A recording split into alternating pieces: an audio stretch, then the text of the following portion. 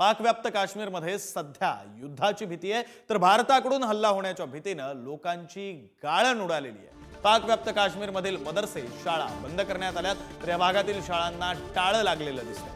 शाळा ओस पडल्यात आणि लोक अत्यावश्यक वस्तूंची खरेदी करून ठेवतायत। पाकिस्तानच्या लष्करानं त्यांना तसे आदेशही दिलेले आहेत, तर युद्ध झालं तर वाचण्यासाठी लोकांनी बंकरही तयार ठेवले। एकूणच पहलगाम हल्ल्यानंतर पाकिस्तानी आणि पीओकेतील नागरिकांनी इतकी धास्ती घेतली आहे की युद्ध झालं तर जीव वाचवण्यासाठी काय करायचं याचा विचार ते सध्या करतात। प्रतिनिधी शिवाजी काळे आपल्यासोबत फोन लाईन वरून जोडले गेलेले आहेत। अधिकचा तपशील आपण त्यांच्याकडून घेऊया। शिवाजी, खरं तर पहलगाममध्ये हल्ला झाला त्यानंतर रोज नवी घडामोड समोर येते। पाकिस्तानमध्ये नेमकं काय सुरू आहे तेही समोर येते। नागरिकांमध्ये भीतीचं वातावरण आहे। काय नेमका निर्णय या सगळ्या पार्श्वभूमीवर केंद्र सरकारकडून घेतला जाऊ शकतो?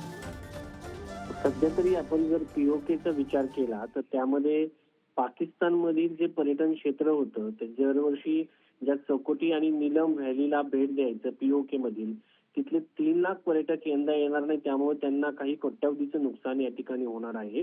आणि त्यामुळे पाकिस्तानमधील जे स्थानिक आहेत त्यांना देखील मोठा फटका बसलाय, त्यांच्यामध्ये भीतीचं वातावरण आहे।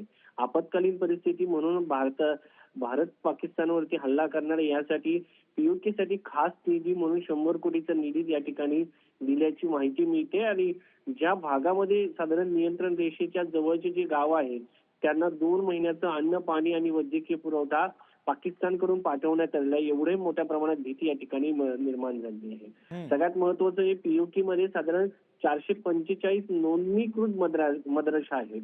त्या मद्रशामध्ये 26,000हून अधिक विद्यार्थी या ठिकाणी शिक्षण घेतात आणि भारत हल्ला करेल या भीतीने या ठिकाणचे जे मद्रसे आहेत ते 10 दिवसांसाठी बंद करण्यात आलेले आहे। त्यामुळे पाकिस्तानमध्ये मोठी चिंता आहे। त्यांना कधीही वाटतं की भारत हल्ला करू शकतो, अशी भीती त्यांना या ठिकाणी वाटताना पाहायला मिळते। दुसरीकडे जर विचार केला तर काश्मीरमधील लोकांना, तिथल्या रहिवाशांना पाकिस्तानच्या दहशतवादामुळे आपला देखील जीव टांगणीला लागलेला आहे आणि त्यांना देखील हिंसेचा सामना करावा लागतो की काय, अशी भीती मोठी निर्माण झाली आहे। त्यानंतर पीओके मध्ये जे पर्यटन होतं तो पर्यटन व्यवसाय देखील ठप्प पडलेला आहे। या सगळ्यामुळं तिथले जे स्थानिक पर्यटक आहेत, पर्यटन व्यावसायिक आहेत, ते देखील पाकिस्तानला त्यांच्या दहशतवादी भूमिकेचा दोष देताना पाहायला मिळत आहे। एकंदरीत जर पाहिलं तर भीतीचं मोठं पीओकेच्या परिसरामध्ये वातावरण आहे। मद्रसे बंद केलेले आहेत।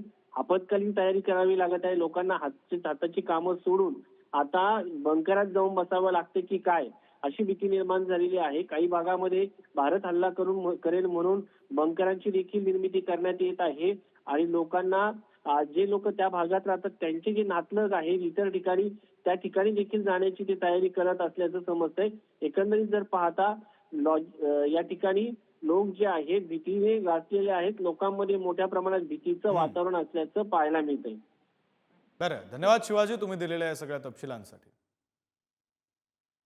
पाकिस्तानमध्ये भीतीचं वातावरण आहे आणि त्या अनुषंगानं आता पीओके मधील नागरिकांनी काय केलंय तर बंकर खणून ठेवलेले आहेत। हल्ला झालाच तर जीव वाचवायचा कसा यासाठीची तयारी आता पीओके मधील नागरिकांनी केलेली आहे। मदरसे बंद करण्यात आलेले आहेत। 2-2 महिन्यांचं रेशन जे आहे ते सुद्धा नागरिकांपर्यंत पाकिस्तानकडून पोहोचवण्यात आलेलं आहे। पाकिस्तान सरकारच नव्हे तर पाकिस्तानातील नागरिक सुद्धा आत्ताच्या घडीला भीतीच्या सावटाखाली आहेत।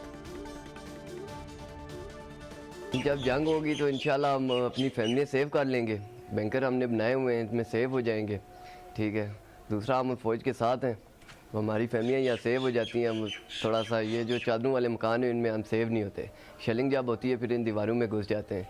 तो मोर्चे का ये है कि हम इसमें घुस जाते हैं, शेलिंग वगैरह इसमें नहीं आती, बच्चे सेव हो जाते हैं, हमारी फैमिलियाँ